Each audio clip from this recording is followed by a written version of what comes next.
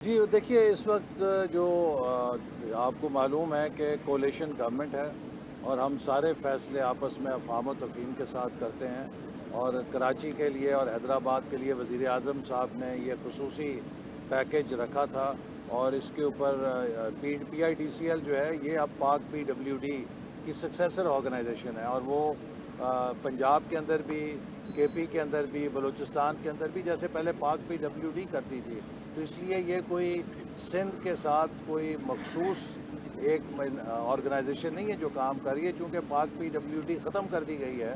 اب اس کی successor organization جو پورے ملک کے اندر چاروں صوبوں کے اندر ایسے منصوبے جنہیں وفاقی حکومت فنڈ کرتی ہے وہ اس کو کمپلیٹ کرتی ہے یا اور ان پر عمل درآمد کرتی ہے، تو کوئی ہمارے درمیان ایسا مسئلہ نہیں ہے۔ باقی چھوٹی موٹی چیزیں ہوتی ہیں انہیں، جیسے اب یہ کے ایم سی کا مسئلہ ہے، یہ صرف کوآرڈینیشن کا ایشو تھا۔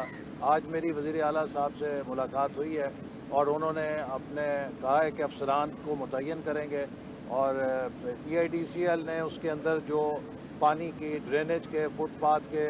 تفاصیل رکھی ہیں وہ ان کے ساتھ شیئر کریں گے، ان کی تشفی کرائیں گے، اور مجھے یقین ہے کہ بہت جلد یہ اس کا کام دوبارہ شروع ہو جائے گا۔